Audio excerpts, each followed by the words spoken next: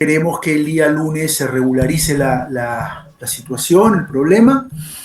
Si no es así, nuevamente utilizamos la virtualidad el día lunes.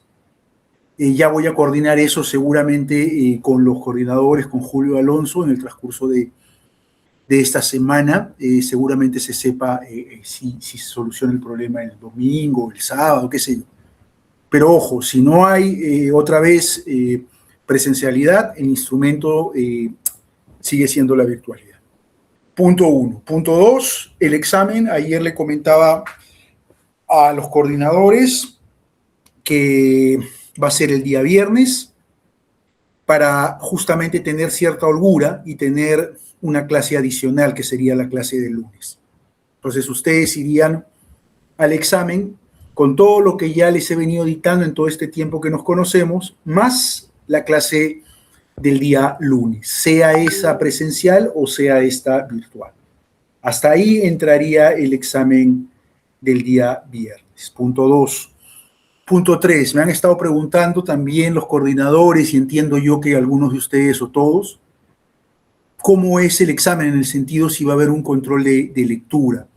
Y ayer le decía a los coordinadores que no necesariamente va a haber un control de lectura como el que hubo en la calificada, que ya la estoy terminando de revisar y de corregir.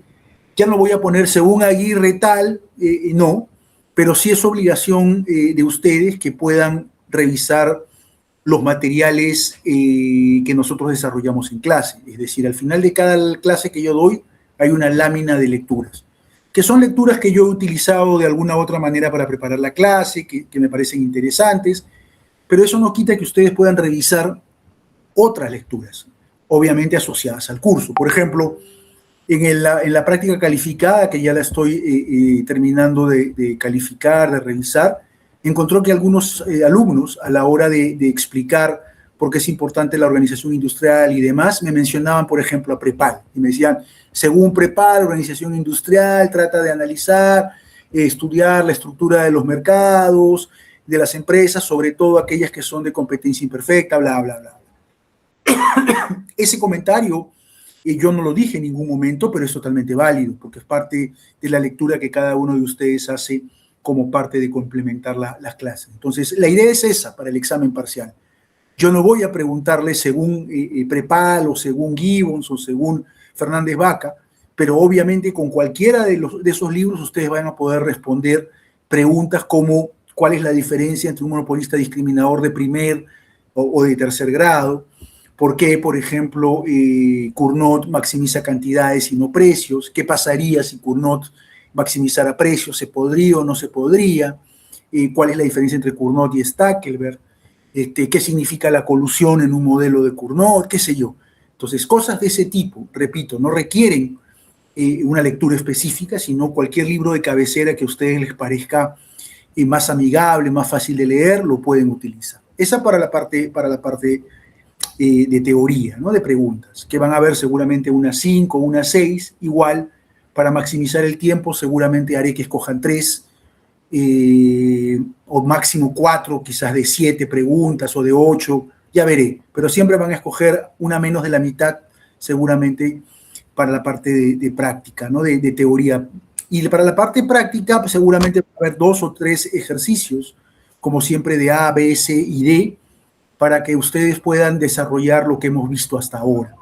¿Qué es lo que va a entrar? Finalmente lo que ya conocemos, todo lo que entró para la práctica calificada, que es competencia, que es monopolio, que es concentración, que es monopolio discriminador, teoría de juegos, lo que es finalmente los 3 modelos que estamos viendo, que es Cournot, que es Bertrand, que es Stackelberg, y ojalá podamos meter algo de colusión, que me interesaría que puedan ver. Hay colusión en Cournot, hay colusión en Bertrand, y hay algunos modelitos que seguramente ustedes no los han visto, que estoy terminando de chequearlos, de prepararlos, que podría ser interesante que ustedes conozcan. La idea, entonces, repito, es que el examen pueda abarcar esto último, y eso lo haríamos, obviamente, en la clase de las 3 horas, que sea, ojalá sea presencial, si no será virtual. Una cosa final antes de empezar, Recuerden que este curso es teoría más práctica. Yo trato de dar, obviamente, la teoría y además meter la práctica. Sin embargo, a veces me queda corto el tiempo, pero, por ejemplo, en la clase de lunes sí voy a hacer algunos ejercicios prácticos, sobre todo de Cournot, sobre todo de colusión, que me parece que es importante. En estas láminas ustedes van a ver, pero ya lo hemos visto también el lunes, en la lámina del lunes, de la clase pasada, hay también un ejercicio desarrollado que lo pongo como modelo para que ustedes vean tanto Cournot como Bertrand. Es finalmente parte de la parte práctica. Dicho esto, siendo las 10:19, vamos a empezar con la clase de hoy. ¿Alguna pregunta que tengan, por favor, antes de empezar? Perfecto. Igual, si alguien tiene... Sí. Sí, ¿qué tal? Buen día. Hola. Hice una consulta de respecto a mis compañeros que Sí, están buenos días. consultando si eh, exactamente cuál sería de las fuentes bibliográficas lo que nos convendría estudiar en general. ¿Todo o Sí, a algo en ver, específico? o sea, a ver, cuando yo era alumno también, o sea, no te puedo decir, mira, revisa el capítulo de este, porque todo es finalmente importante. Lo que sí, mi sugerencia para cada uno de ustedes es que cualquier libro, por ejemplo, el Prepal, pueden agarrar el Prepal y seguir cada uno de los temas que yo he desarrollado. Prepal tiene un buen desarrollo de cada uno de los temas, la parte de competencia, la parte de monopolio y demás. Repito, no necesitan un libro específico, porque yo no voy a preguntar en el examen, según Prepal, página 1, ¿qué significa? No. Lo que yo voy a preguntar en la parte teórica son conceptos que inclusive en las láminas están. Entonces, no va a ser difícil contestarlo si obviamente han revisado las láminas y además han revisado un libro de cabecera. Y en la parte práctica también, cuando yo daba algunos ejercicios prácticos, las últimas 2 o 3 clases, si no me equivoco, o una antes, que fue puros ejercicios el día antes de la calificada, y cuando hice alguno de Cournot, alguien me dijo, yo estoy revisando los ejercicios de Prepal, porque ahí hay. Sí, por ejemplo, ahí hay. Ahí he utilizado, en algún momento voy a utilizar para la siguiente práctica calificada seguramente algo de Prepal. Entonces, eso. Voy a tratar finalmente en algún momento de hoy día en la noche o el fin de semana de alcanzarles lo que yo considero que podrían ser algunos libros de cabecera para que ustedes tengan como una guía, ¿no? Eso sería, Julio. Claro, profesor, gracias. Gracias. ¿Alguna pregunta más? Si no hay, igual por acá levantan la mano y los escucho. Empezamos entonces, por favor, siendo 10:21. Continuando con lo que habíamos visto en la clase pasada, es decir, el lunes, que ya les pasé el material, ojo, ahí le dije a Alonso nomás que había un pequeño desfase de mi parte. Esa clase que les dicté el día viernes incluye también lo que había dictado el día lunes, ¿no? Porque yo mando un mail, se lo mando generalmente a los coordinadores, a Julio y a Alonso, y les digo, mando las clases, las 2 últimas clases pendientes, está quedando pendiente la clase de lunes, es decir, la clase de esta semana de lunes, cuando en verdad ya después me di cuenta que la clase del viernes, que supuestamente les he mandado, también incluía la parte del lunes. Entonces no estoy debiendo nada, salvo la clase de hoy día que lo voy a compartir al cierre del día laboral. Perfecto, entonces dicho eso, ya habíamos visto nosotros los 2 modelos iniciales que tienen que ver con la parte de la aplicación práctica de lo que vendría a ser teoría de juegos. Teoría de juegos como teoría abarca una serie de campos, de desarrollos, de vinculaciones a diferentes ámbitos. Nosotros desde el lado de la economía nos interesa la aplicabilidad, no en el dilema del prisionero, no en el juego piedra, papel o tijera o demás juegos que ustedes han visto, sino nos interesa más que todo cómo esa teoría de juegos se aplica al contexto, por ejemplo, de lo que es la interacción dentro de lo que es un oligopolio en empresas, por ejemplo, que interactúan en un mercado y tienen la posibilidad de interactuar siendo un duopolio. Por lo tanto, interactúo con otra empresa y lo que busco es maximizar cantidades, maximizar precios, actuar primero y después veo qué pasa del otro. Esta competencia, de alguna u otra manera oligopolística, te lleva a que peleemos por cantidades, peleemos por precios, y finalmente la interacción es la que me importa o la que importa. Entonces, desde ese lado vemos la teoría de juegos. Por eso estamos viendo modelos como el de Cournot en su momento, o el de Bertrand y ahora el de Stackelberg, porque son aplicaciones de la teoría de juegos asociadas a competencias oligopolísticas, básicamente a competencias imperfectas de dos empresas que buscan, a través de pelear por cantidades o pelear por precios, quedarse con la mayor cantidad de la cuota de mercado. A tal punto que, como habíamos visto el otro día en Bertrand, si yo bajo absolutamente el precio, hasta un punto en el cual me sea rentable, por ejemplo, precio algo menor, ¿no es cierto?, o ahí al borde del costo marginal, podría tranquilamente desplazar a la otra empresa. Entonces, eso es lo que nos interesa en teoría de juegos o en esta parte de los modelos de Cournot, Bertrand o Stackelberg. Tratar de aplicar la teoría de juegos al contexto de la interacción entre empresas y cómo las empresas, producto de esta interacción, pueden cambiar cantidades, pueden cambiar precios para maximizar justamente sus beneficios. Y el objetivo final es quedarse con la mayor cantidad de la cuota del mercado. El tercer modelo que es importante analizar y entender es el modelo que están viendo ustedes en la lámina, que es el modelo de Stackelberg. La diferencia fundamental, hay varias, pero la diferencia fundamental entre el modelo de Stackelberg y el modelo de Cournot, que ya hemos visto la clase pasada, es que ambos maximizan cantidades en esta guerra o en esta pelea por quedarse con el mercado.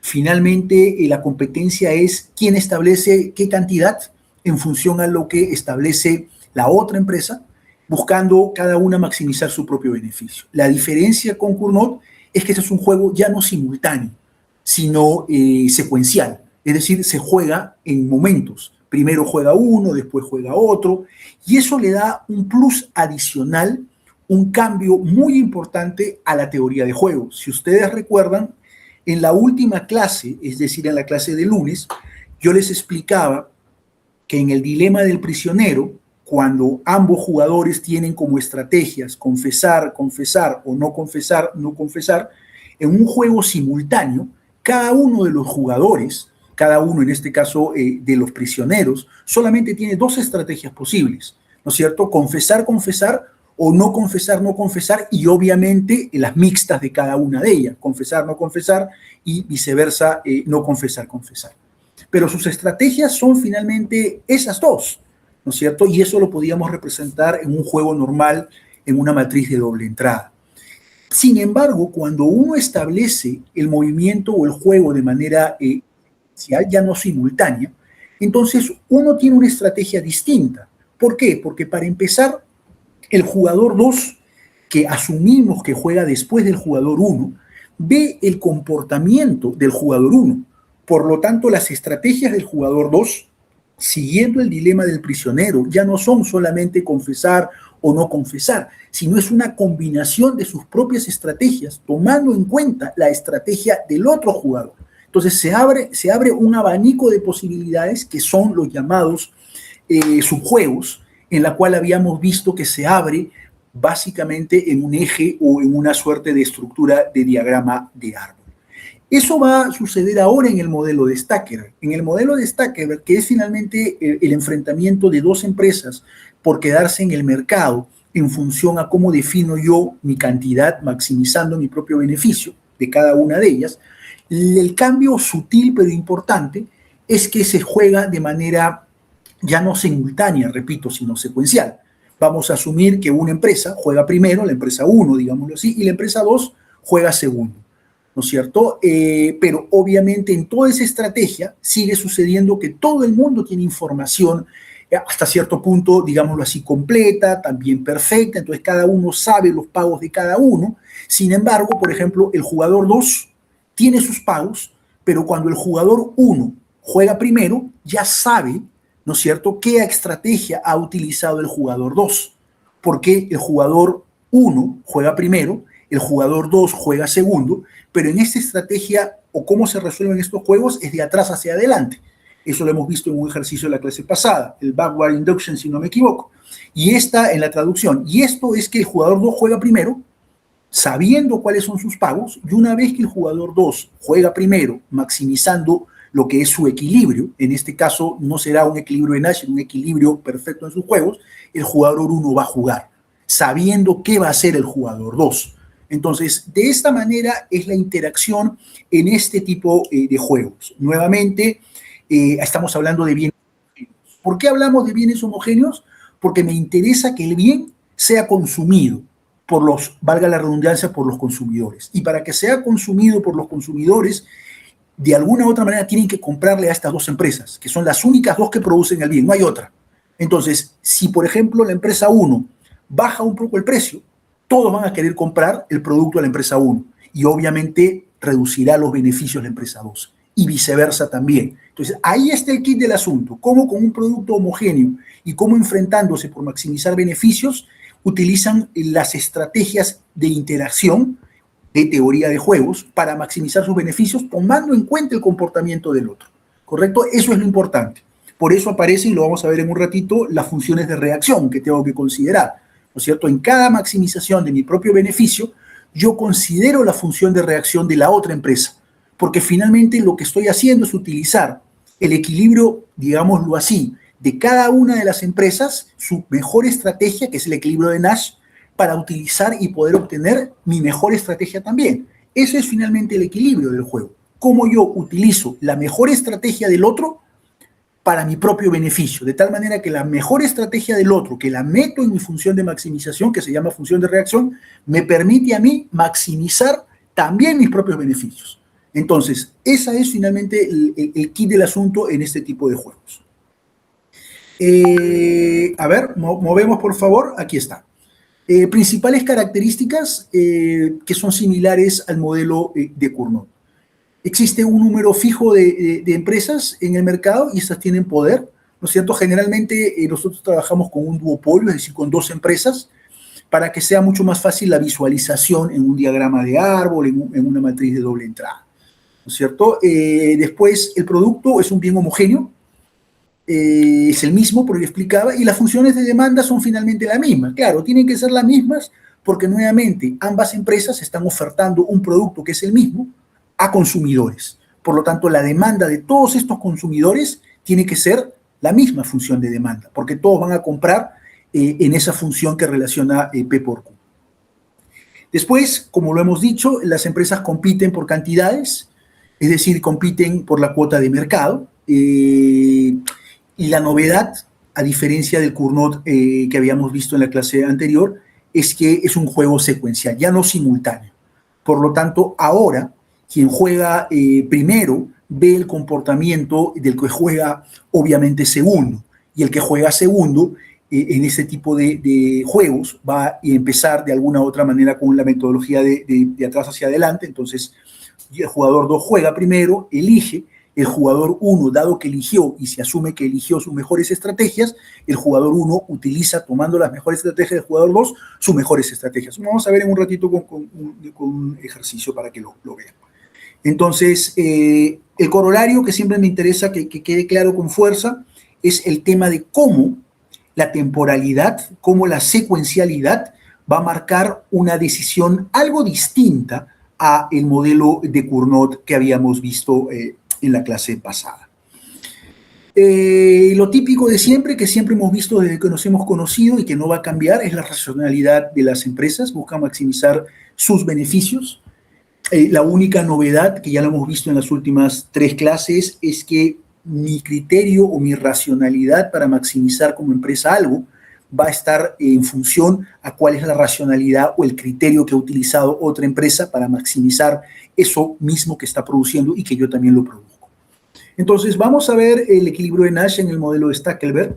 Trato un poco de desarrollar esto que encuentro a veces en los libros, yo mismo lo desarrollo. La idea un poco es hacer más didáctico lo que seguramente ustedes tienen que revisar en un libro, porque eso es un resumen, y generalmente en un libro esta lámina puede ser tranquilamente 3 caras de un libro o más. Entonces, 2 jugadores, en este caso 2 empresas, 1 y 2. La estrategia que utilizamos, como ya lo habíamos hecho en el modelo de Cournot, era maximizar cantidades. La función de costos la asumimos lineal solamente para facilitar la operatividad del ejercicio. La función de demanda, que es la misma, que atiende a todo el mercado, es una función lineal, es una función inversa de demanda, donde Q obviamente siempre va a ser el agregado de las dos, ¿no es cierto? Este también es el kit del asunto, ¿no es cierto? En este tipo de juegos, la función de demanda atiende a todo el mercado, por lo tanto es un Q grande, pero finalmente ese mercado es servido, si vale el término, por dos empresas, por lo tanto ese Q grande es finalmente la suma de Q1 más Q2, ¿no es cierto? Ahí es como interactúan, ¿no es cierto? Solamente acoto la cantidad entre el enfrentamiento, llamémoslo así, entre estas dos empresas. Y la función de pagos o la función de beneficios, la diferencia entre ingresos totales y costos totales. Luego, los beneficios, hasta ahora van a darse cuenta que yo no estoy haciendo más que lo que es el modelo típico de Cournot hasta cierta lámina que ustedes van a ver. Los beneficios pueden ser representados como la función típica, ¿no es cierto? Esto ya ustedes lo conocen, tienen que saberlo porque así va a ser preguntado en el examen. Por eso me detengo en hacer esta desagregación que a veces puede ser para algunos muy simples, para otros quizás no, pero es la foto de cómo se debe proceder en un ejercicio, ¿no? Yo les doy toda la parte de arriba y ustedes empiezan en el desarrollo donde dice luego los beneficios, esa es la parte ya de ustedes. Entonces, acá están los beneficios para cualquier empresa ahí y lo que estoy reemplazando solamente es todos los datos que tengo arriba, ¿no es cierto? Y el ingreso total, miren ustedes, que es antes de los costos, ¿no? Si yo pusiera en un ejemplo para facilitar que el costo de producción de la empresa 1 es exactamente igual al costo de la producción de la empresa 2 y es igual a 0, más facilito porque si yo maximizo ingresos totales ya estoy maximizando los beneficios porque los costos son finalmente 0 al asumir que el costo C en este caso es 0. ¿Preguntas hasta acá? Cualquier cosa me interrumpen, por favor. Yo sigo. Si la foto de manera general era esta, yo puedo utilizar solamente para visualizar, para ver cómo son los beneficios si reemplazo el I para la empresa 1 y si reemplazo el I para la empresa 2. ¿No es cierto? Esta es ya la función de maximización de beneficios, ¿no es cierto? Es decir, aquella que busca en la máxima brecha entre ingresos totales y costos totales para la empresa 1 y para la empresa 2. Fíjense, por favor, ya obviamente lo hemos visto en varias clases anteriores, cómo el kit del asunto es que los beneficios de cada una de las empresas tomen en cuenta la cantidad de la otra empresa, que finalmente ahí vamos a meter la función de reacción para que esto sea finalmente un equilibrio, ¿no es cierto? Porque la función de reacción de una empresa y la función de reacción de la otra empresa son finalmente las mejores cantidades que pueden utilizar dado el comportamiento que tienen al frente. Y si yo tomo esa, que es la función de reacción, que es la mejor estrategia, y la meto en mi maximización de beneficios, ya está. Estoy maximizando mis mejores beneficios tomando en cuenta las mejores cantidades óptimas que maximizan los beneficios de la otra empresa. Y eso es finalmente un equilibrio de Nash y en este caso también un equilibrio perfecto en subjuegos. Perfecto. Para hallar el equilibrio de Nash en este juego secuencial, lo que hacemos es, vamos a verlo después con un ejercicio, es ir de atrás para adelante. ¿Por qué es más fácil? ¿Por qué es más fácil? Porque de alguna u otra manera, como este juego es un juego de alguna otra manera secuencial, tiene etapas. El jugador 1 juega primero, después el jugador 2, después, por ejemplo, puedo asumir que el juego se repite, por ejemplo, 2 veces. Entonces, si el juego se repite 2 veces, juega el jugador 1, después juega el jugador 2, después vuelve a jugar el jugador 1, después vuelve a jugar el jugador 2, y así las cantidades que yo ya termine. Y entonces la metodología es mucho más fácil cuando yo digo, ok, me paro en el último periodo de tiempo. En el último periodo de tiempo yo veo cuáles son las decisiones, es decir, los pagos.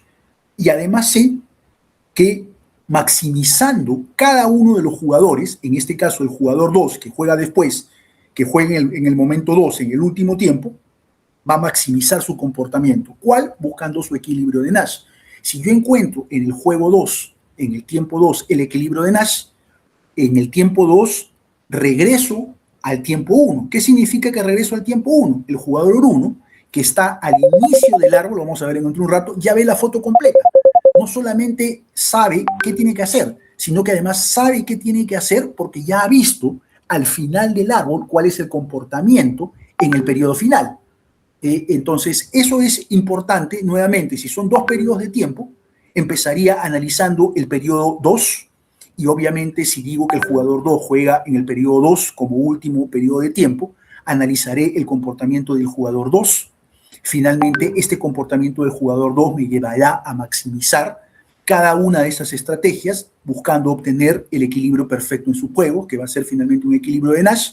Una vez que lo encuentre, paso al jugador 1, y el jugador 1, como ya sabe qué es lo que está haciendo el jugador 2, porque ha obtenido su equilibrio de Nash, lo meto en mi función de beneficios y yo maximizo mi propio beneficio también. Entonces, vamos a verlo, y esto es un poco lo que les estoy diciendo, ¿no? Empezamos entonces de atrás para adelante. En el segundo periodo, la empresa 2, que es la seguidora, elige la cantidad, teniendo en cuenta la cantidad que produce, la cantidad producida por el líder en el primer periodo, ¿no es cierto? Entonces, ¿por qué? Porque finalmente hay una interacción. Entonces, yo maximizo mis beneficios, que son los generales, pero para la firma 2, miren cómo se representa que ya lo sabíamos, ¿no es cierto? Yo después derivo, esto es Cournot, hasta ahora es Cournot, yo derivo, buscando que ese sea un punto óptimo. ¿Por qué me interesa que es un punto óptimo? Porque nuevamente lo que estoy hallando son las funciones de reacción, y las funciones de reacción van a ser las cantidades óptimas que van a permitir al jugador finalmente encontrar una estrategia de Nash.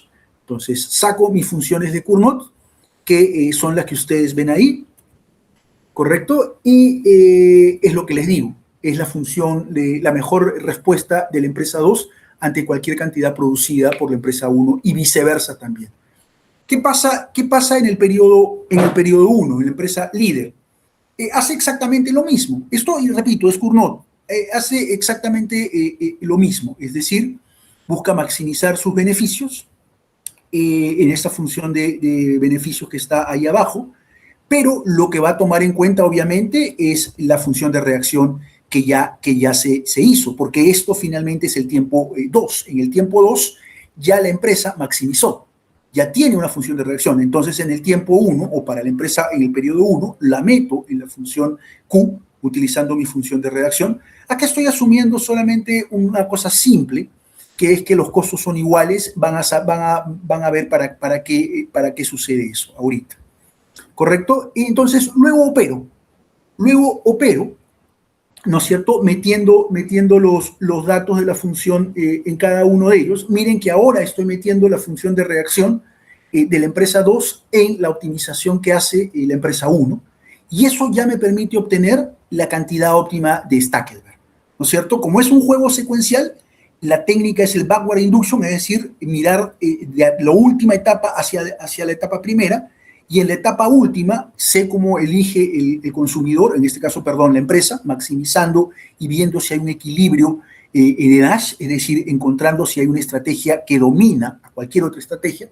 Si la hay, esa será el óptimo para el jugador en el momento 2, es decir, en el tiempo 2 para el jugador 2, y con eso el jugador 1 maximizará su estrategia utilizando también, obviamente, la búsqueda de un equilibrio de Nash. Entonces, lo que estoy haciendo solamente es maximizando. Eso es la cantidad de Stackelberg para 1, y dado que yo tengo las funciones ya de reacción, podría meter en cualquier función mi valor obtenido óptimo de Stackelberg y poder hallar la segunda cantidad de Stackelberg para 2. Miren, por favor, que lo que yo he hecho es, cuando he asumido que C1 es igual a C2 y es igual a C, es un truco matemático. Estoy diciéndole que los costos de producción son exactamente los mismos para cada una de las empresas, porque voy a comparar matemáticamente el resultado de Stackelberg en algún momento con el resultado de Cournot. Eso es un supuesto. Yo podría no haberlo hecho así, pero si no lo hago así, van a darse cuenta que la función sale más complicada, 1, pero 2, no me permite comparar con lo que yo quiero en un ratito demostrar. Pregunta, por favor, ¿hasta acá me siguen? Perfecto. Si tienen alguna duda, los escucho. Sigo, por favor. Entonces, esta es la foto. El procedimiento ya lo conocemos. Es bastante intuitivo, ¿no es cierto? Y lo único que tienen que hacer ustedes es entender los pasos que yo trato de demostrarles en cada una de las láminas, ¿no es cierto?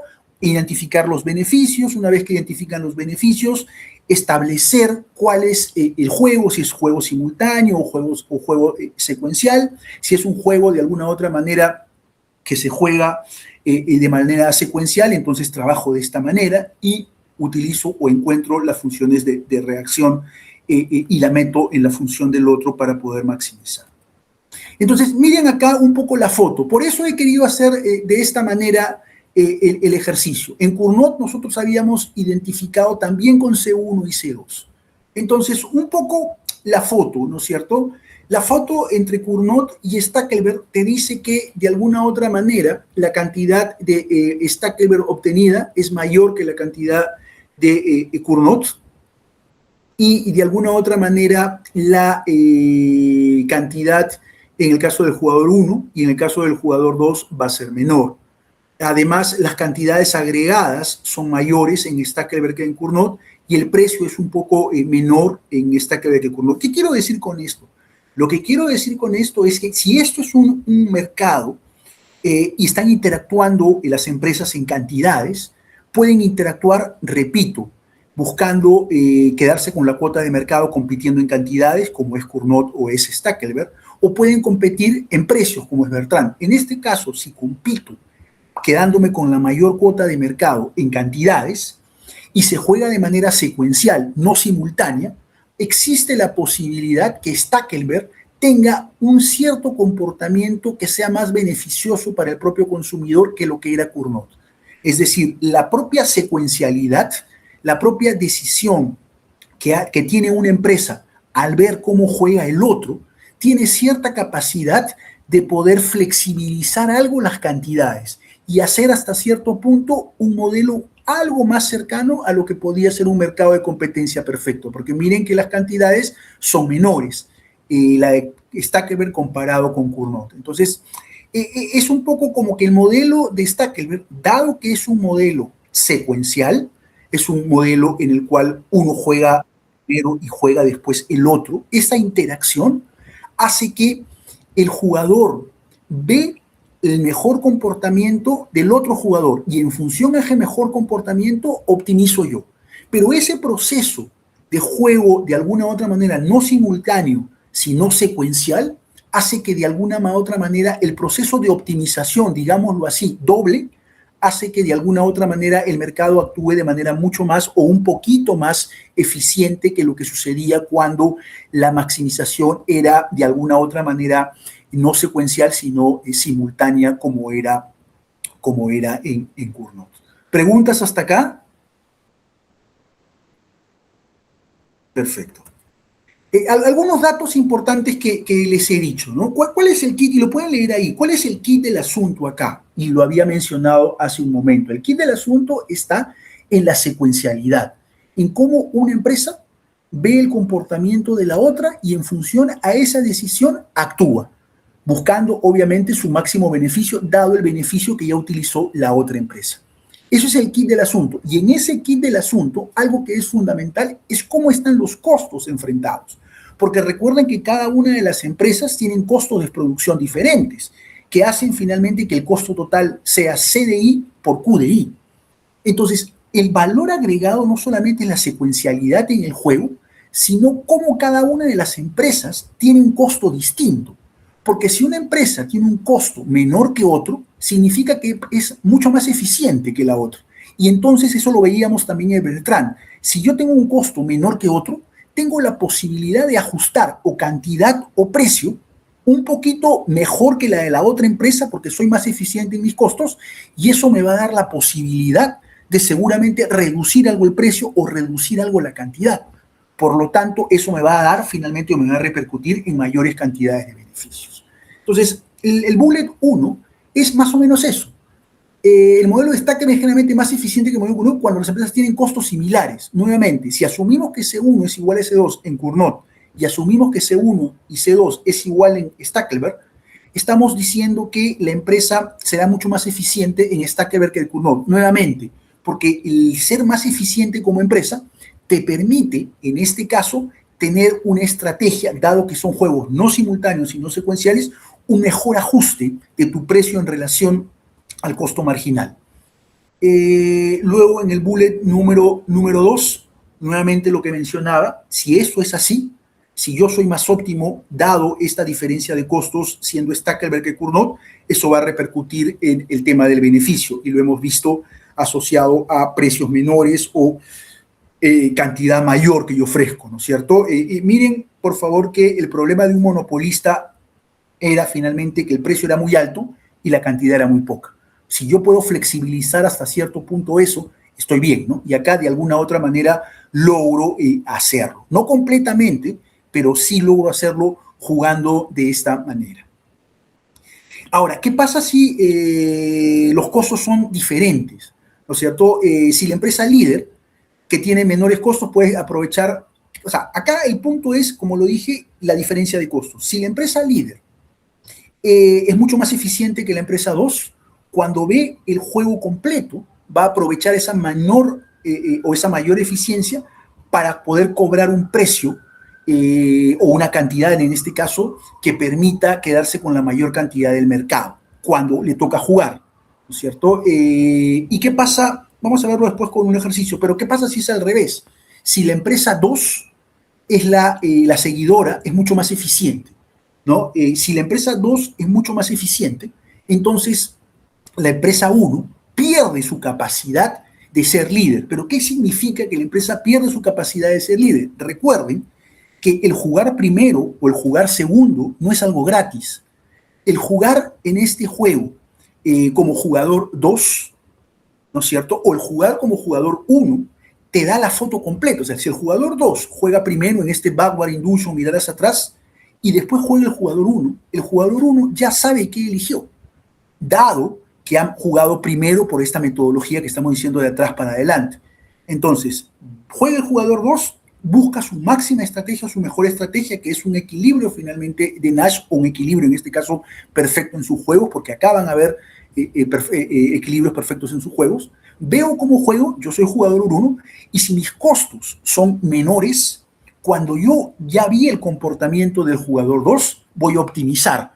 Pero no solamente voy a optimizar metiendo en la función de reacción este Q óptimo del jugador 2, sino además tengo la flexibilidad para poder ajustar precio o para poder ajustar cantidad, porque estoy siendo eficiente.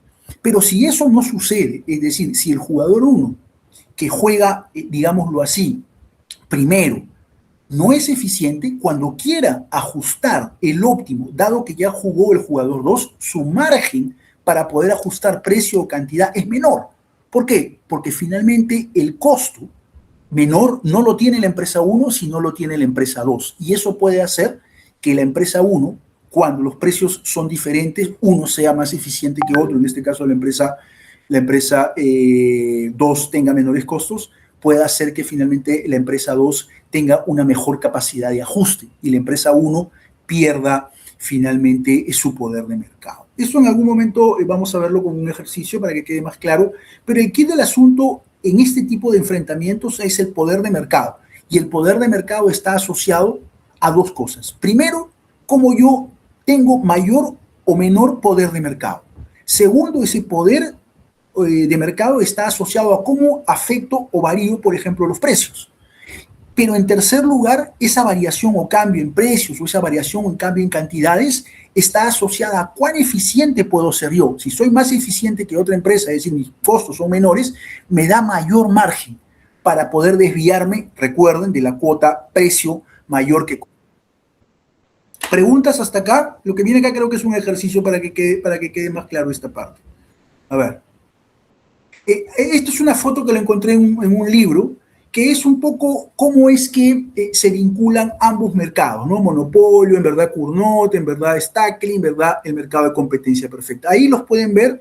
Después les doy el libro que me pareció muy interesante, lo encontré y me pareció y lo quise poner. Miren cómo el monopolio, el excedente del consumidor, es de alguna otra manera chiquitito, considerando el precio alto versus el mercado de competencia perfecta, que es el último precio abajo, el más bajo, digamos, y cómo de alguna otra manera los diferentes modelos, tanto el Cournot o Stackelberg, se van de alguna otra manera flexibilizando en cuanto a lo que es precios o en este caso cantidad. Acá el Bertrand también está entre ambos modelos, el Cournot, Stackelberg no lo puse porque finalmente la foto acá que quise poner es de alguna u otra manera entender competencia en cantidades.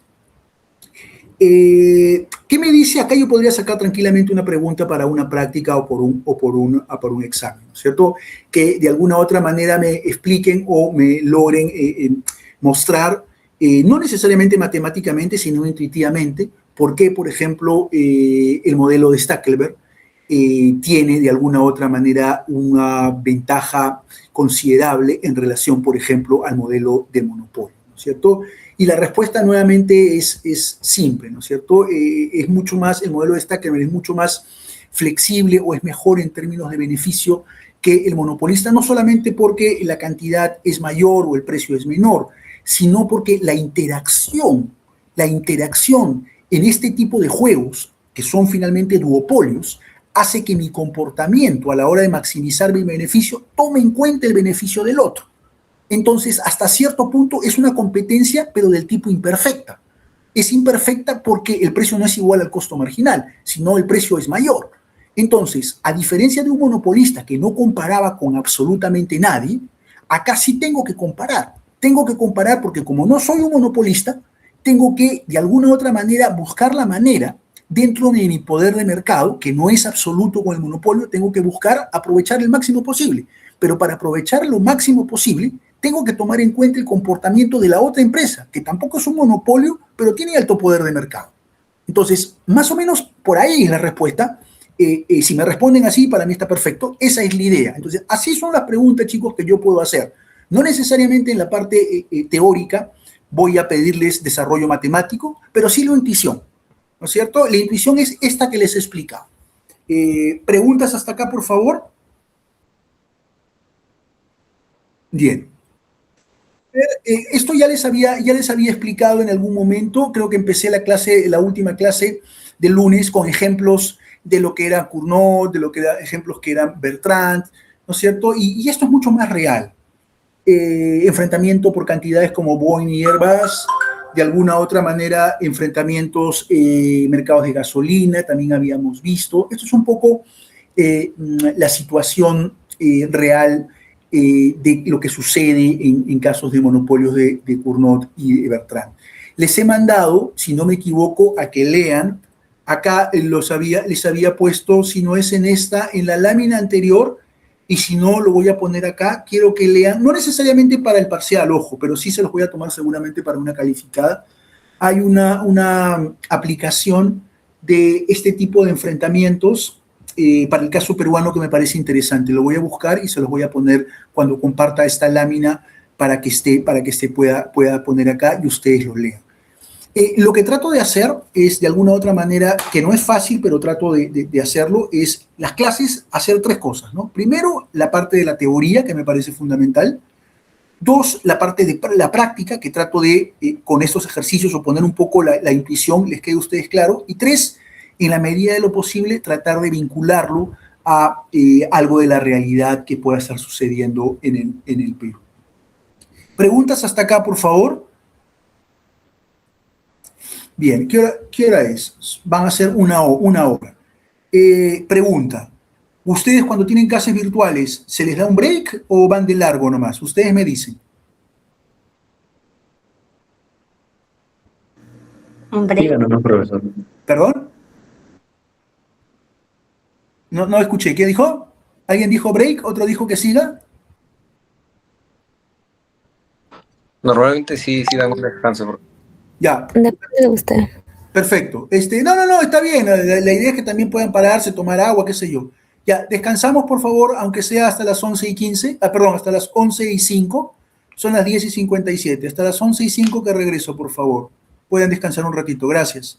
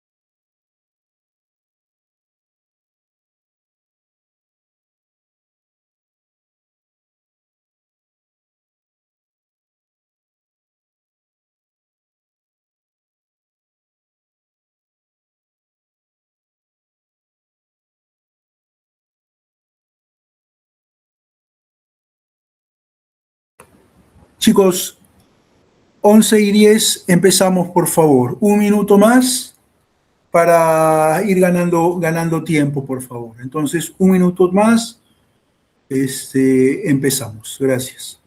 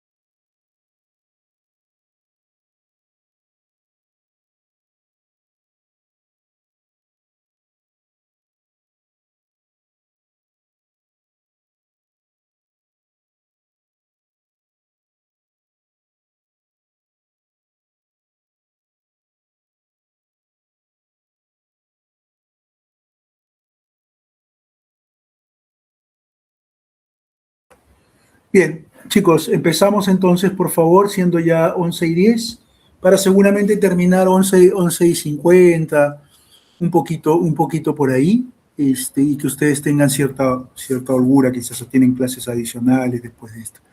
Bien, seguimos entonces en esta parte que es importante, que de alguna u otra manera empieza a aterrizar más aún la aplicabilidad de lo que es la organización industrial, ¿no?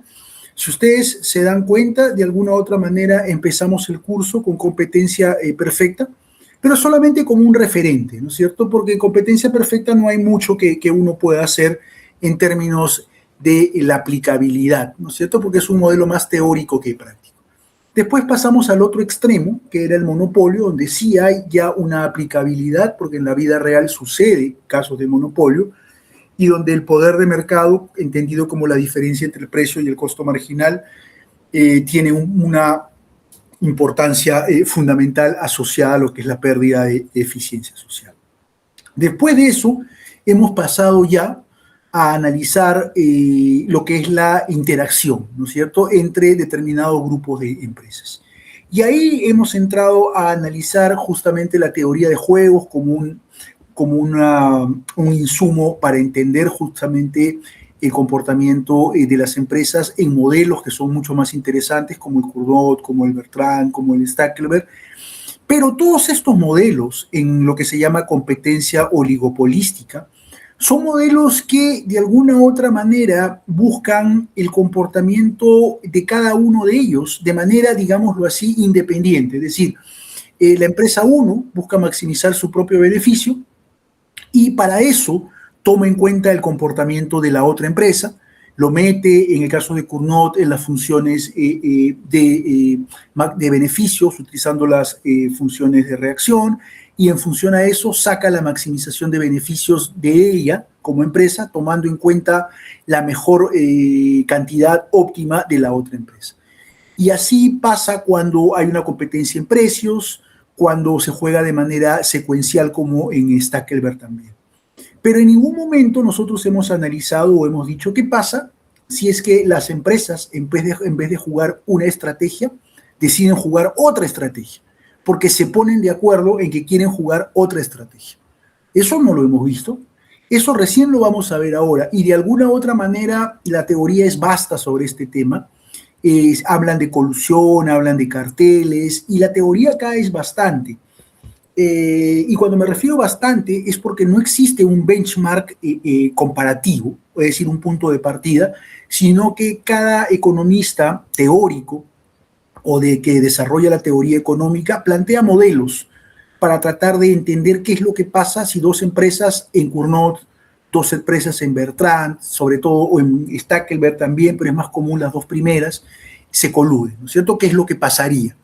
Si es que, por ejemplo, decido que, por más que mi estrategia de Nash sea la óptima, decido en algún momento no seguirla. ¿Hay mecanismo que yo pueda hacer para coludirme, para forzar a una empresa que haga lo que yo quiero de tal manera que me quede en el mercado con ella?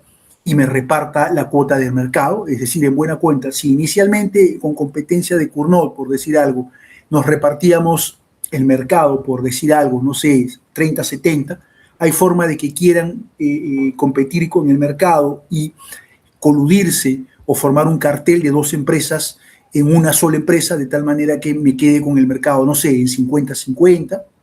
Hay forma que de alguna otra manera una de las empresas absorba completamente a la otra y se quede como un monopolio absoluto de dos convertido en una. Hay forma de eso, u otra forma en el medio que me permita que las empresas decidan coludirse.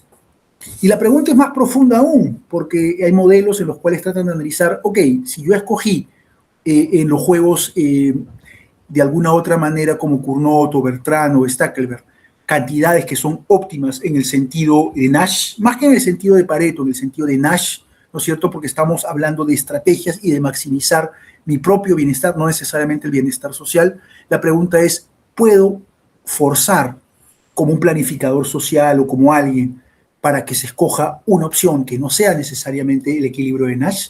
Cuando, ojo, sabemos que el equilibrio de Nash es finalmente la mejor estrategia que yo voy a utilizar, dada la mejor estrategia del otro. Entonces, puedo empujar a un escenario en el cual, siendo racionales, no escojan esa estrategia mejor.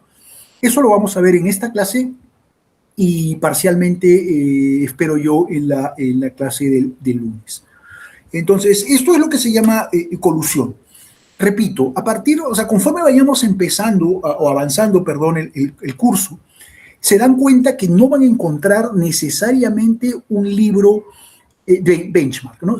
Por ejemplo, si uno revisa la competencia perfecta, puede agarrar un libro y quedarse con ese libro, casarse, como se dice, con ese libro y entenderlo, ¿no es cierto? Porque finalmente el tópico es como general, es conocido.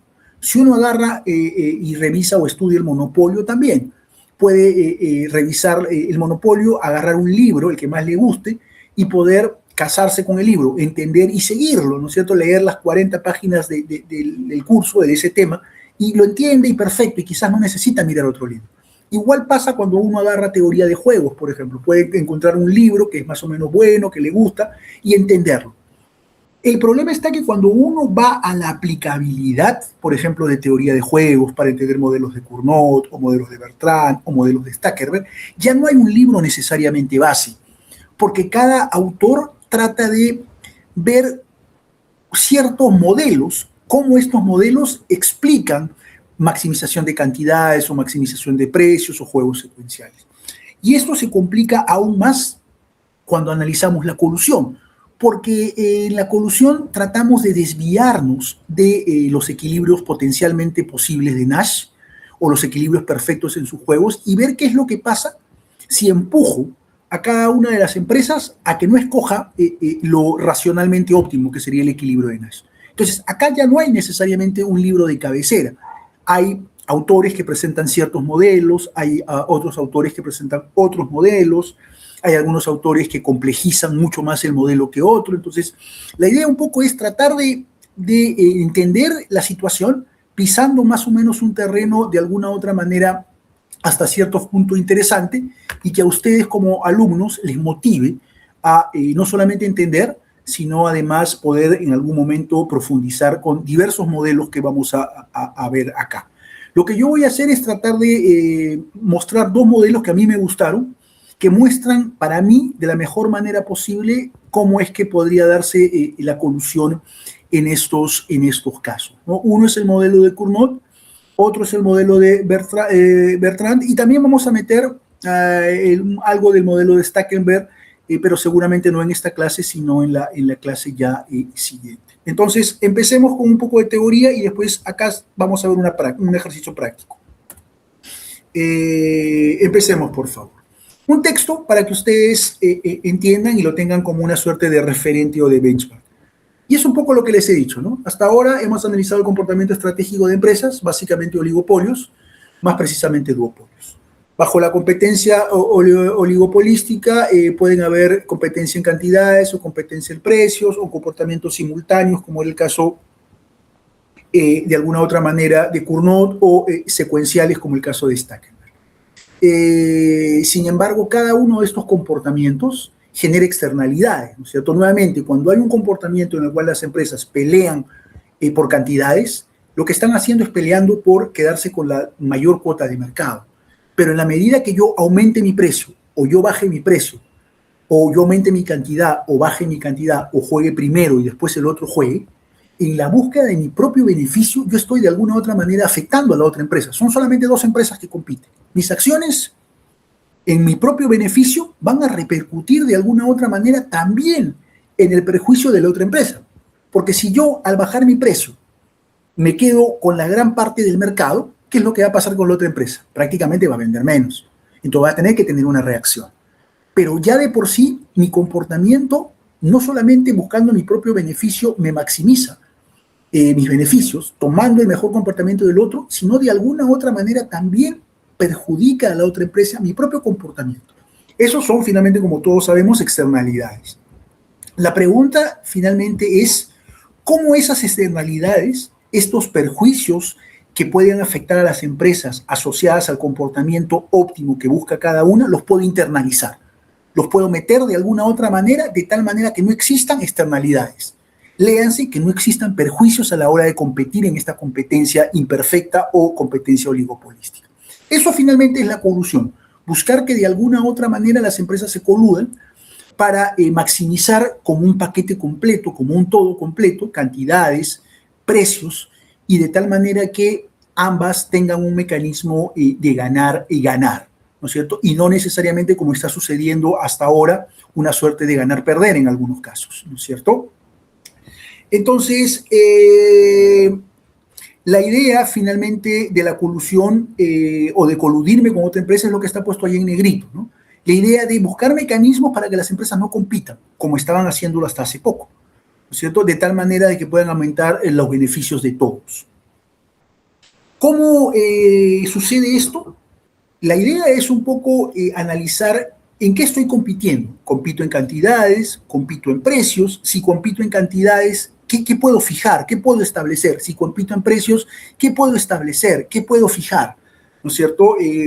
Eso más o menos es un poco la intuición atrás de este tipo de modelos. Tratar de entender si es que existe margen para que las empresas, aún compitiendo, aún obteniendo el máximo en los equilibrios de Nash que hemos visto, quieran y puedan desviarse. Y que ese desvío, ese cambio, sea finalmente también un equilibrio de Nash. ¿Es posible? ¿No es posible?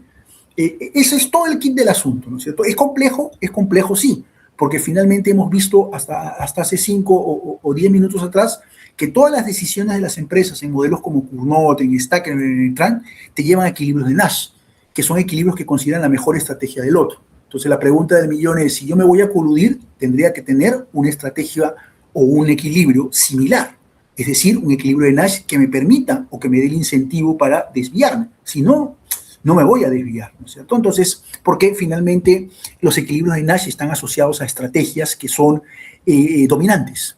Entonces, si mi estrategia es dominante, siempre la voy a utilizar independientemente de lo que haga el otro. Entonces, ¿por qué?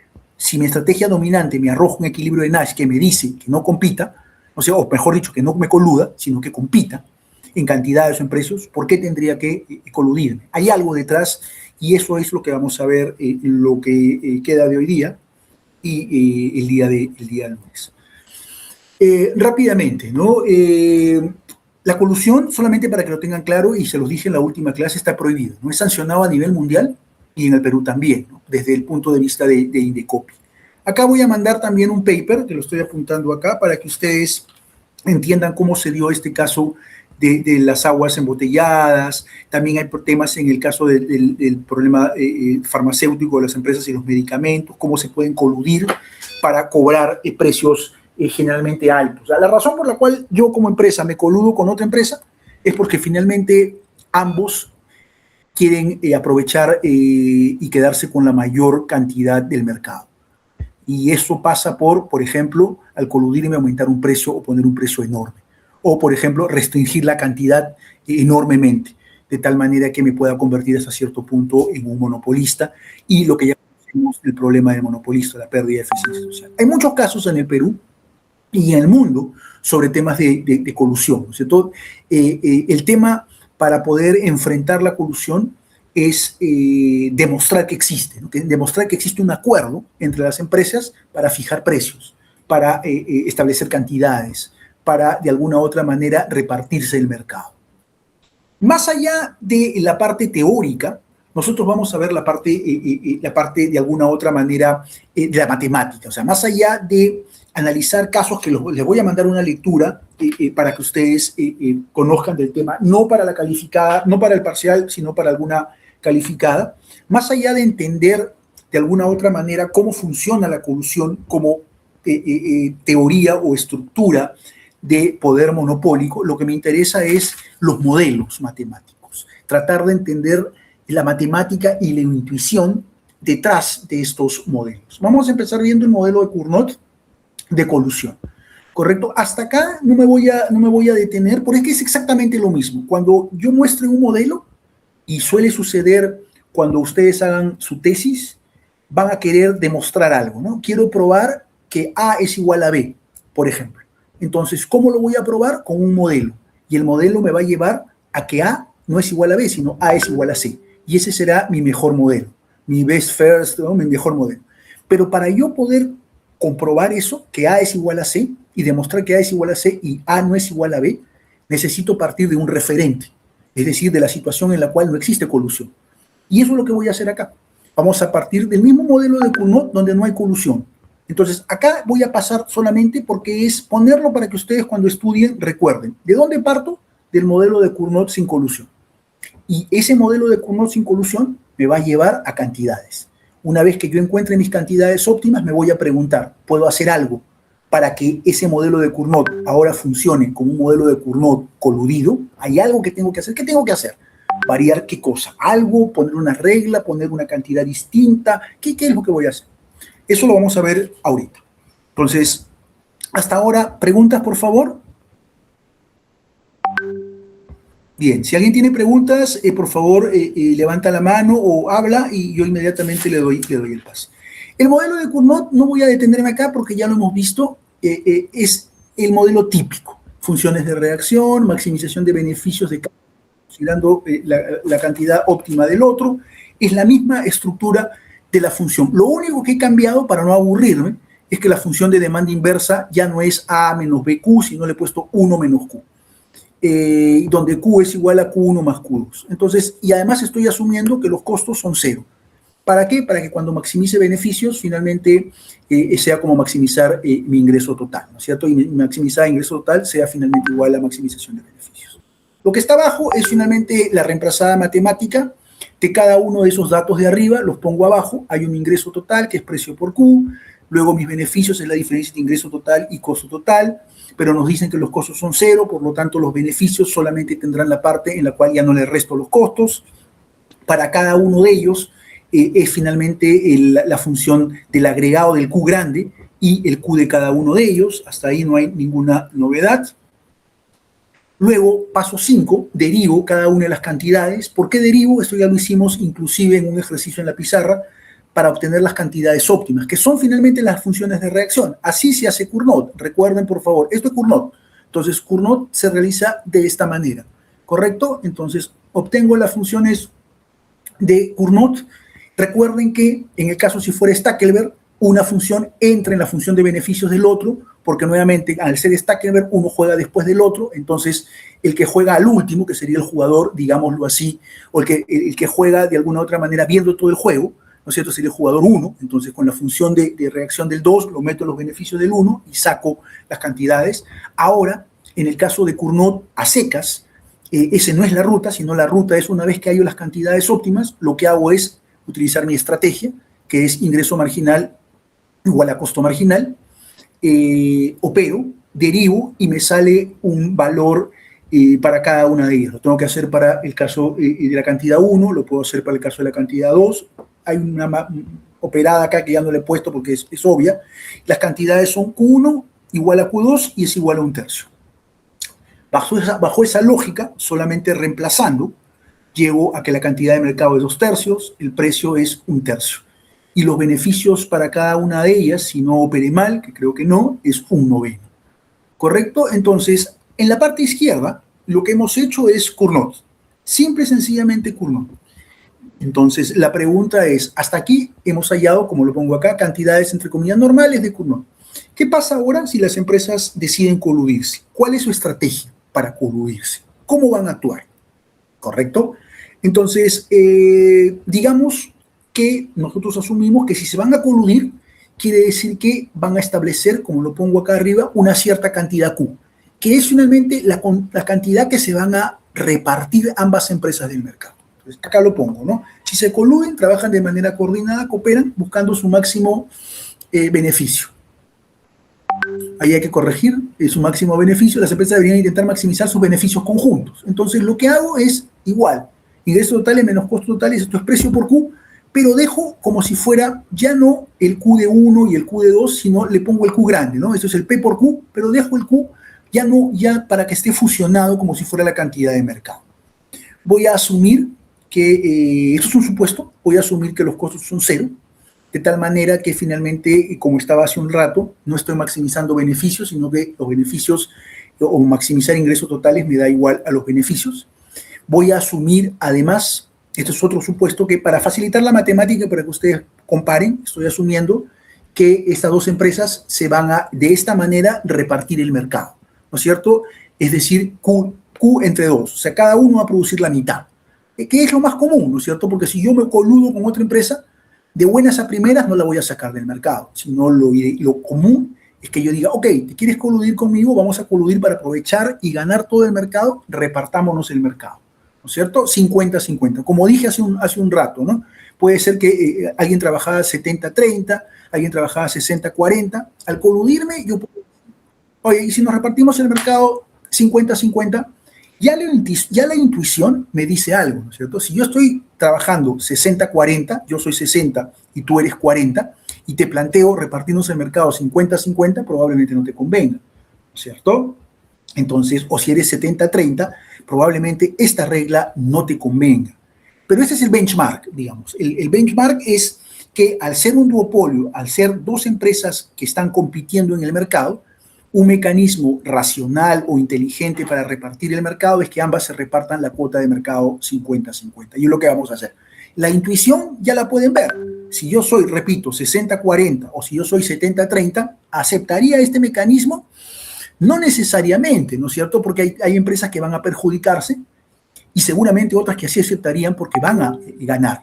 Pero la intuición ya, por eso lo he puesto también, la intuición también me dice que tengo que haber, además de esta regla chiquita que he puesto, algún otro mecanismo que fuerce más la colusión, porque así, de buenas a primeras, seguramente no se va a atracar, no van a atracar.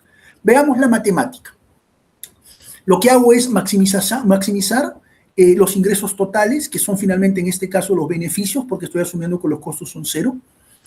Matemáticamente, al hacer que Q más Q1 más Q2 sea igual a Q, para trabajar como el paquete completo, y estoy diciendo además que Q1 y Q2 se reparten en el mercado, a donde quería llegar era a demostrar que este mecanismo es finalmente el mecanismo de un monopolio, ¿no es cierto? Es decir, matemáticamente, cuando dos empresas deciden coludirse o buscan coludirse de tal manera que quieran repartirse el mercado con una cuota que sea la mitad del mercado total para cada una de ellas, este ejercicio finalmente me lleva a que el proceso sea como si yo maximizara el Q grande. Es decir, las dos empresas actúan coludidas. Y cuando las dos empresas actúan coludidas, repartiéndose el mercado y formando esta estructura que yo he llevado con los números, es finalmente la foto de un monopolio. Es maximizar P por Q. Ya está, ¿no es cierto? Entonces, esto es lo que quería. Por eso, en el libro que encontré y forzando yo un poco algunas cositas, lo llevo a esto, para que ustedes vean que cuando me coludo en este primer escenario de Cournot, puedo finalmente llevar a un monopolio, a una ruta de monopolio. Y es bastante lógico, ¿no es cierto? Es decir, es un monopolio en la cual, de alguna u otra manera, la cantidad que están maximizando ambas empresas es la cantidad de monopolio, ¿no es cierto? Y que cada una se va a repartir el 50% del mercado. Después, la ruta es finalmente la misma, o el procedimiento es exactamente el mismo. Voy a maximizar siendo un monopolista, ya lo conocemos, ingreso marginal igual costo marginal. Acá hay un tema que después se los iba a comentar en la clase. Cuando he estado calificando o revisando las calificadas, que ya estoy bastante avanzado, he notado que cuando yo les preguntaba la regla ingreso marginal igual costo marginal, me decían que es la regla del monopolista. Y no necesariamente la regla del monopolista, es la regla de cualquier empresa que busca maximizar beneficios, ¿no es cierto?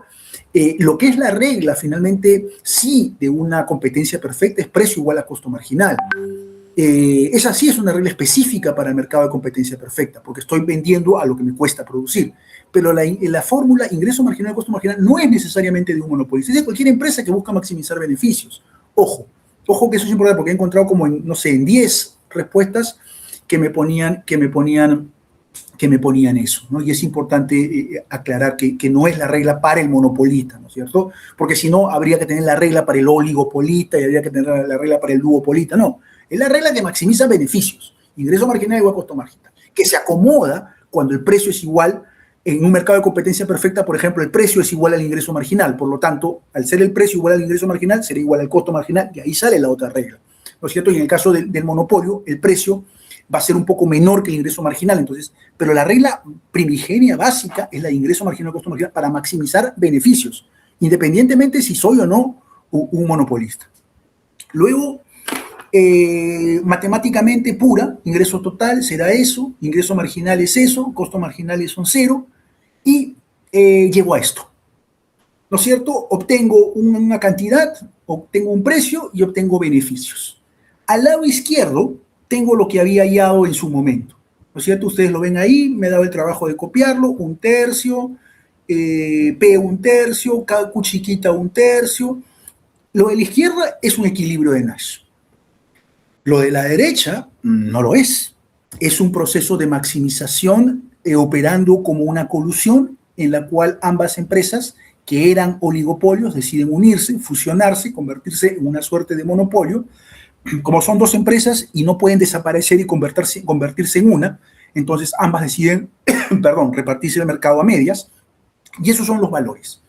Y como suele suceder en un mercado de este tipo, al ser un monopolio, van a ver ustedes que la cantidad va a ser menor que la de Cournot, el precio va a ser mayor, pero hay dos cosas: los beneficios del monopolista van a ser mayores, ¿no es cierto? 1/4 versus un noveno, pero hay una cosa que es interesante en este tipo de modelo, que es que de alguna otra manera mi cantidad que surge, la chiquita, no solamente es menor, sino que además la chiquita, la de 1/4, sale de un proceso de equilibrio de Nash. Eso es lo importante, es decir, el Cournot, yo estoy generando una estrategia de óptimo en el sentido de Nash, considerando mi mejor estrategia dado la otra. En el caso del monopolio, no he tomado funciones de reacción, nada. He operado como suele operar un monopolista y obtengo estos valores. ¿Por qué esto es importante? Y acá lo vamos a ver. ¿No es cierto? Por una simple y sencilla razón. Primero, en el modelo de Cournot a secas, el que está acá, mi proceso de optimización me lleva a equilibrios de Nash, que es la mejor estrategia que yo puedo utilizar considerando la mejor estrategia del otro. ¿Correcto? Quiere decir que en un juego de Nash yo voy a utilizar mi estrategia que es de Nash, porque finalmente es el equilibrio. Entonces yo no tengo razón alguna para alejarme de inicialmente el modelo de Cournot a secas, porque en el modelo de Cournot a secas estoy obteniendo un equilibrio de Nash. ¿Y por qué sé que es un equilibrio de Nash? Lo sé porque finalmente estoy considerando, repito, las funciones de reacción de cada uno de ellos. Después vamos a verlo con un ejercicio matemático que lo he hecho en un par de láminas, pero ¿por qué sé que es un equilibrio de Nash? Porque estoy considerando el procedimiento de tomar las funciones de reacción de cada una de las empresas dentro de mi función de beneficios. Y eso es finalmente optimizar mi proceso de maximización de beneficios.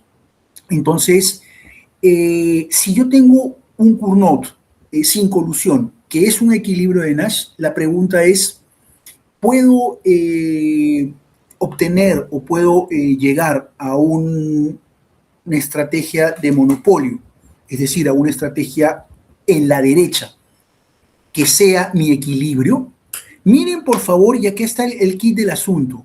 Miren, por favor, que teóricamente no, porque a la izquierda yo tengo mi equilibrio de Nash, que es mi mejor estrategia. Pero si ustedes son minuciosos y revisan, los beneficios del monopolio son mayores que los beneficios del modelo de Cournot. Quiere decir que sí hay por ahí la posibilidad que yo pueda forzar a la empresa, aun cuando su estrategia es el equilibrio de Nash, a operar como un monopolio. Porque mis beneficios en este ejercicio simple son un cuarto y son mayores a los que yo obtenía con Cournot. Entonces quiere decir que yo, siendo monopolio, obtengo más beneficios, y ya lo sabíamos, ¿no es cierto? El monopolista es la estructura de mercado que más beneficios obtiene, siendo la empresa, pero obviamente perjudicando al resto. Y acá lo podemos ver, un precio, una cantidad que restringe, un precio que es mayor, ¿correcto? Pero de alguna otra manera, no es un equilibrio, pero es una opción posible, ¿no es cierto? Entonces, acá está lo lindo del tema, porque ustedes, si se dan cuenta, no lo he puesto acá, pero ahorita me viene a la mente, si ustedes hacen la misma foto entre esto y el dilema del prisionero, se dan cuenta que el prisionero podía elegir entre confesar y confesar, y no confesar y no confesar. Al final elegía, ¿no es cierto?, no confesar y no confesar, ¿no es cierto? Al final, perdón, elegía confesar, confesar, ¿no es cierto? Y elegía esa opción que era su equilibrio de Nash, confesar y confesar, porque en la interacción pensaba que el otro podía confesar, y si el otro confesaba y él no confesaba, él se perjudicaba, porque le iban a mandar, como, si no me equivoco, en el ejercicio como 5 años. Cuando mejor dice, no, mejor escojo mi mejor estrategia, porque si no, el otro me va a perjudicar y voy a ir mucho más años a la cárcel. Entonces, decide confesar, ¿correcto? Sin embargo, y acá viene lo interesante, si se hubiera quedado callado, hubiera ganado más. Acuérdense que en el gráfico nosotros pusimos, el confesar era una estrategia de Nash, pero el óptimo era quedarse callado, porque le daba menos años inclusive en la cárcel. Es similar acá, ¿no es cierto? Después lo vamos a ver, repito, con un ejercicio, pero es similar acá. Acá mi estrategia en el modelo de Cournot sin colusión, que me da el equilibrio de Nash, es finalmente, digámoslo así, como no coludirme. No coludirme es mi equilibrio de Nash. A pesar de que yo quisiera coludirme, cada una de las empresas quisiera coludirse, porque el beneficio es mayor. Pero ¿por qué no lo hace? Porque en el juego de esta estructura, no solamente la matriz de doble entrada, no solamente te muestra coludirse y no coludirse, sino te muestra qué pasa si uno me coludo y el otro no se colude, y viceversa, como en el dilema del prisionero. Entonces, cuando la empresa quiere coludirse, va a decir, oye, pero si yo me coludo, la otra empresa no se va a coludir. Y si la otra empresa no se colude, va a ganar una cantidad más alta que si coludiéndose, porque miren la cantidad, 1/4 versus 1/3. Entonces, ojo, no me conviene. ¿Entienden? No me conviene. ¿Por qué? Porque yo voy a perder si el otro decide no coludirse y yo me coludo. Entonces, mejor, para evitar eso, y como de alguna u otra manera puede darse esa posibilidad, prefiero finalmente que ninguno se colude, ¿correcto? Entonces, obtengo beneficios de alguna u otra manera menores, cuando el óptimo, digámoslo así, mejor que en el de Nash sería coludirme, porque obtengo, repito, beneficios que son mayores, pero no lo hago porque igual, como en el dilema del prisionero, el temor a que el otro delate y yo no delate hace que yo me perjudique más. ¿Me siguen hasta acá, por favor? Perfecto. Esto es un poco lo que les estaba diciendo acá. Vamos a ver esto matemáticamente, ¿no? Vamos a ver esto matemáticamente. Yo estoy acá, ¿correcto? Con 1/3. Y con 1/3 en el modelo de Cournot sin colusión era mi equilibrio de Nash, y yo tenía 1/3 y tenía los valores, digamos, de alguna u otra manera, digámoslo así, óptimos. En el modelo de Cournot, obviamente, me dan unos beneficios mayores, pero de alguna u otra manera me frena, porque mi cantidad es de alguna otra manera menor, ¿no es cierto? Estoy obteniendo un cuarto en el caso del monopolista. ¿Qué pasa? Y acá viene el tema. Si la empresa 1 decide coludirse, ¿no es cierto? Y digamos, fijamos un valor de Q1 igual a un cuarto. Es decir, ¿qué pasa si yo estoy definiendo la colusión y fuerzo la colusión? Es decir, me olvido de que ganaba como empresa sin colusión 1/3 y digo, ok, coludámonos. Ok, yo como empresa, digo, para que vean cómo es que no es tan fácil. Yo como empresa digo, ok, ¿qué pasa si yo me coludo? ¿Qué va a hacer la otra empresa? La otra empresa tiene dos escenarios, o coludirse o no coludirse. Sabemos que no coludirse es un equilibrio de Nash, pero vamos a forzar si yo a la otra empresa la trato de coludir y le digo, oye, yo coludiéndome gano un QI igual a un cuarto. Yo te doy coludiéndote conmigo un cuarto. ¿Aceptarías o no? Entonces la matemática es lo que está abajo. La matemática hace lo siguiente, me revisa. ¿Qué dice la empresa? La empresa 2. Si la empresa 1 decide coludirse, es decir, le ofrezco a la empresa 2 un cuarto. La empresa 2 aceptará un cuarto matemáticamente metiendo el procedimiento que ya conocemos, ¿no es cierto? Miren, lo he hecho para que ustedes lo vean, me da un Q2 de 3/8. ¿Qué quiere decir eso? Que la empresa no va a aceptar finalmente repartirse el mercado o con una regla de coludirse, ¿correcto? ¿Por qué? Porque no coludiéndose le da un pago mayor de 3/8.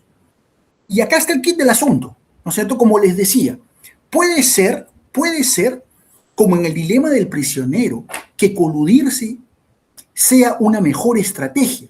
Es decir, que no confesar sea una mejor estrategia para el prisionero. Sin embargo, el temor a que uno confiese y el otro no, en este caso que uno se coluda y el otro no, hace que el otro pueda perder más.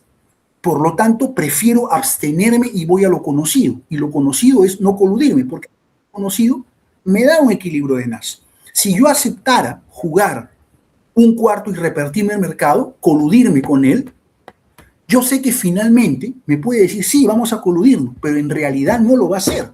No lo va a hacer porque sabe que matemáticamente, si uno decide coludirse, el otro no va a coludirse porque no va a obtener o no va a aceptar el un cuarto, porque actuando de manera independiente lleva su nivel a un mayor Q, porque sabemos que su Q de no coludirse es un Q que es un equilibrio de Nash.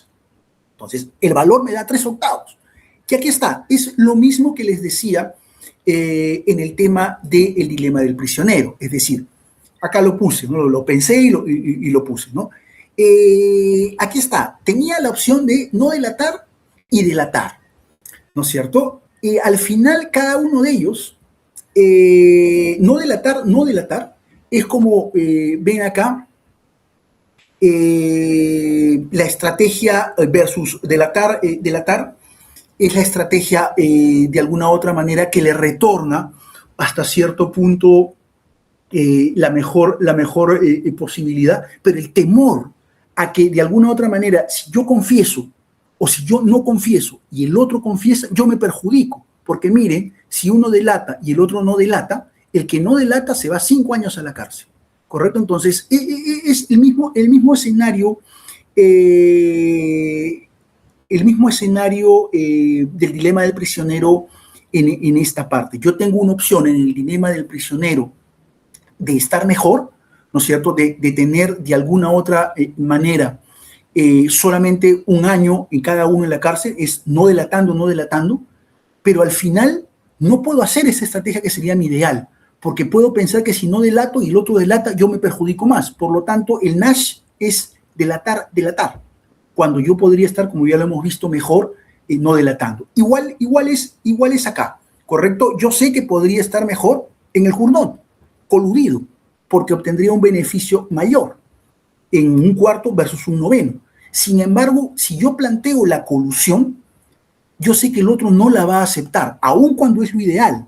¿Y por qué no lo va a aceptar? Porque actuando bajo su propio beneficio, puede maximizar su propio beneficio, recibiendo 3/8. ¿Correcto? Entonces, ahí está el kit del asunto. El kit del asunto está en que aún cuando existe la posibilidad de coludirse, y aun cuando coludirse, como en el dilema del prisionero, te puede pagar más, tú no lo vas a hacer. Y no lo vas a hacer no porque no puedas, sino porque te da temor el saber qué es lo que el otro va a hacer, porque lo que el otro va a hacer va a implicar que tú te perjudiques.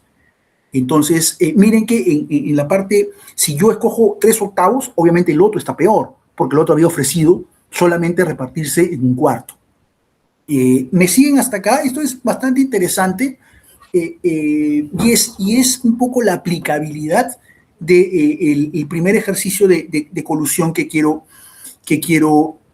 mostrarles acá. A ver, hasta acá, ¿alguna pregunta, por favor?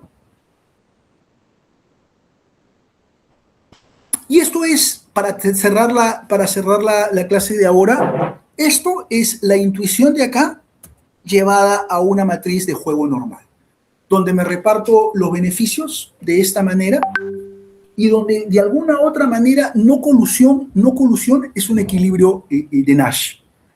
Pero no es mi mejor versión es coludirme. Miren que BM y BM son los beneficios que obtendría siendo un monopolio. Yo quisiera.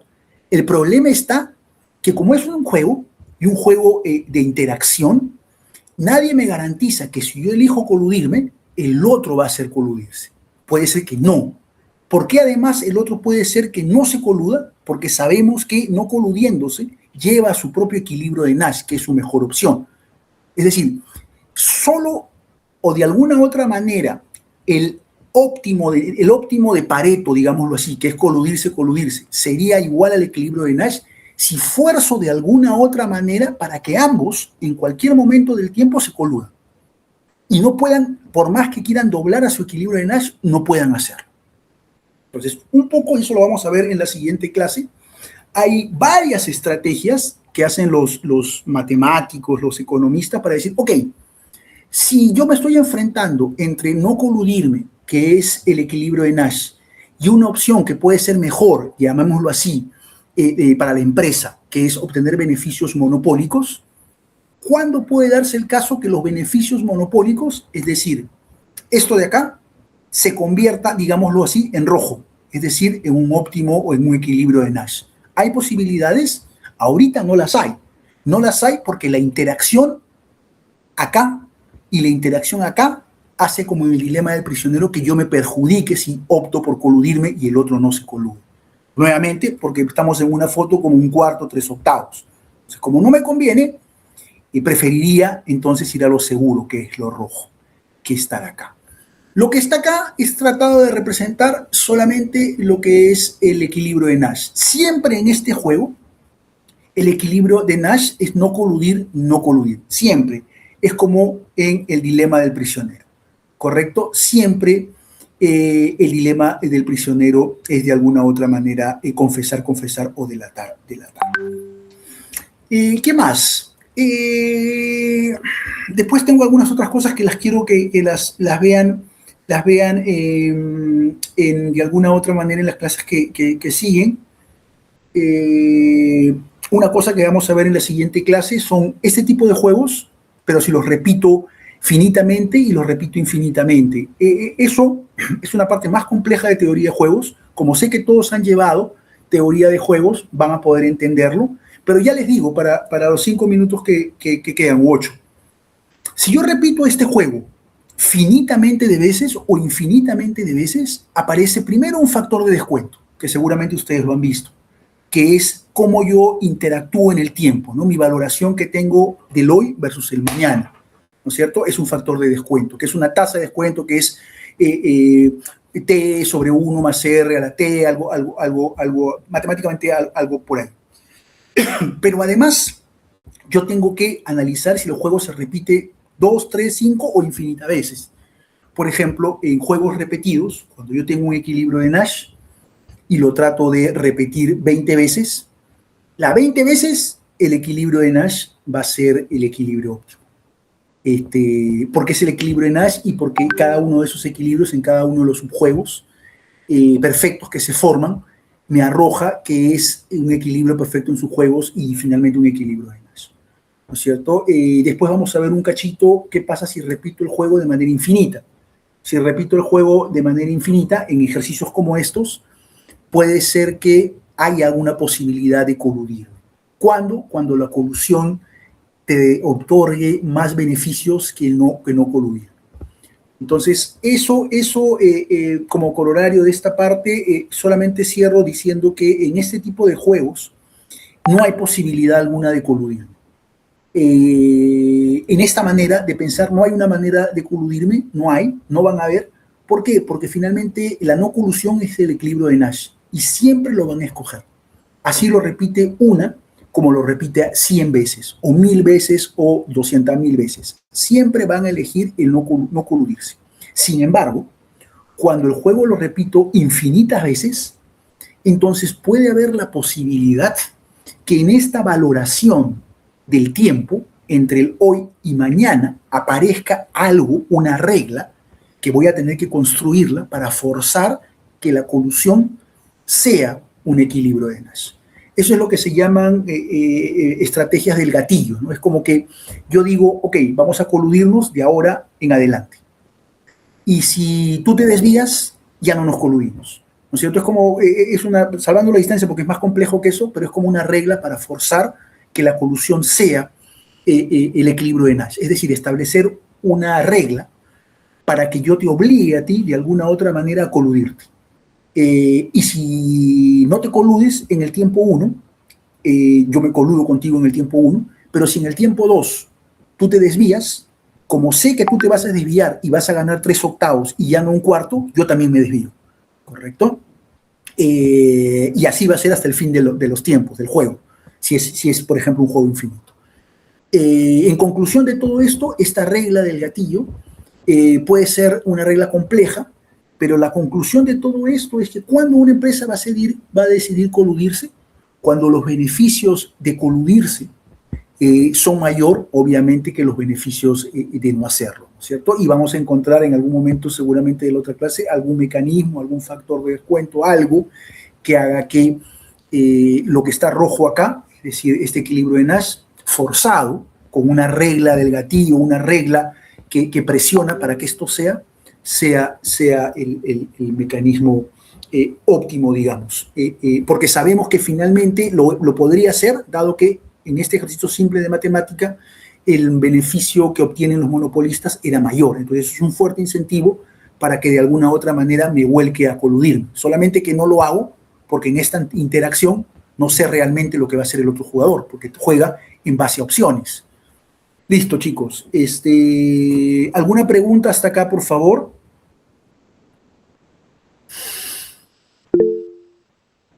¿Alguna pregunta? Profesor, una pregunta. Para el examen, ¿va a venir, por ejemplo, el equilibrio de Nash, o sea, un tablero ahí para escoger la estrategia dominante? ¿O nos vamos a centrar más en lo que son Cournot, Stackelberg y Bertrand? En lo segundo. A ver, yo todavía no he armado el examen, lo voy a armar seguramente el fin de semana o por ahí después de la clase de lunes, pero no suelo poner ejercicio para que ustedes hallen estrategia dominante, porque esa no es parte de la organización industrial, eso es parte del juego de teoría de juego. Lo que voy a tratar de hacer es tratar de que ustedes tengan la intuición, como yo les he explicado en los equilibrios de Cournot, de Stackelberg, eso es lo que me interesa. La matemática de esos modelos que tienen atrás la teoría de juegos, pero no es necesariamente teoría de juegos. Es decir, yo no les voy a poner un ejercicio, les voy a decir la matriz tal. Ustedes, por favor, determínenme cuáles son las estrategias dominantes o cuáles son las dominadas, díganme cuál es el equilibrio de Nash, eso no les voy a preguntar. Lo que les voy a preguntar es la interacción, un modelo de Cournot, que ustedes lo resuelvan y que me digan, por ejemplo, si es posible coludirse o no coludirse, y por qué sí, por qué no. Y me tendrán que decir, como les he explicado en la matemática, porque finalmente si me coludo y el otro no se colude, estaría yo perdiendo porque recibiría 1/4 y el otro ganaría porque recibiría 3/8. Por ahí viene la mano. No se enfoquen, repito, en analizar o entender la teoría de juegos como teoría de juegos pura, sino la aplicabilidad a los modelos que hemos visto, Cournot, Bertrand, Stackelberg, y colusión, que también entraría para el examen. ¿Quedó claro?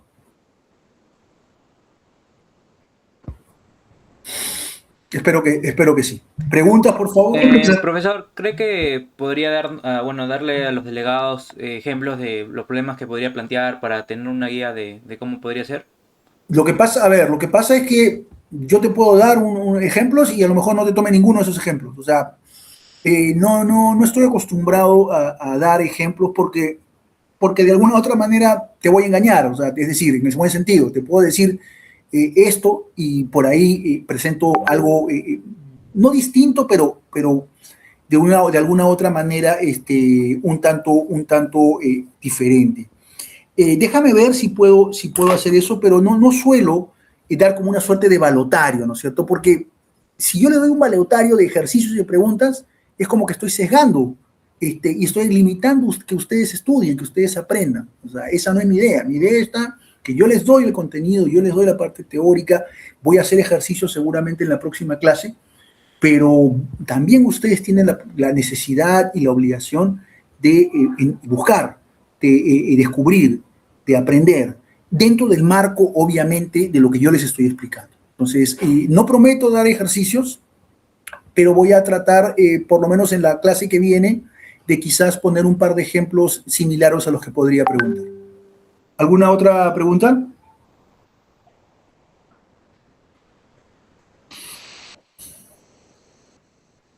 Listo, chicos. Solamente para cerrar, ya son las 12. Siempre les he dicho, ¿no? Si pudiera cambiar algo de cómo se enfoca el curso, que es un curso interesante, es un curso lindo, es que falta la parte práctica, ¿no? Falta la parte de la clase práctica, de un monitor, de un asesor, que dé la parte que yo en los tiempos que les doy tengo que dividirme entre teoría y práctica. Y sería imposible, ¿no es cierto? Porque si les doy, por ejemplo, el lunes la teoría y el viernes la práctica, nos demoraríamos el doble en cerrar el sílabus del curso. Eso implica que tenga que hacer un trade-off entre la parte de teoría con la parte práctica. Y trato, en el mejor de los casos, de hacer un híbrido, por ejemplo, hoy día con alguna parte práctica y la otra vez con 3 ejercicios para la práctica calificada. Recuerden y miren que mucho de la parte de las láminas hay ejercicios, sino que quizás no están enfocados como ejercicios. No dice según el modelo tal, pero es un ejercicio. O sea, yo lo trato de desarrollar y me doy el trabajo de poner la matemática, de derivar, y ese es finalmente un ejercicio. Así les voy a preguntar. Hay en las cantidades de Stackelberg, hay en las cantidades de Cournot, así les voy a preguntar. O sea, en las láminas están los ejercicios. No es que no estén, ojo con eso, están. Quizás no están preguntados como decir, ya, y seguro ustedes están acostumbrados, ya, ejercicio número 1 y lo desarrollo. Ejercicio, pero ahí están los ejercicios en las láminas. Listo, chicos, por favor, ya es semana la que viene de exámenes, dedíquense a repasar, repito, agarren un libro de cabecera, cualquiera que sea, y guían y siguen. Yo voy a mandar seguramente en el transcurso del fin de semana unos libros que pueden ser de cabecera y tratar también, si no lo hago en esta semana, el lunes, poner algunos ejercicios que tengo ya preparados para abordar cómo podría ser un potencial parcial. Eso sería todo, gracias. Nos vemos el lunes. Cualquier cosa, Julio, Alonso,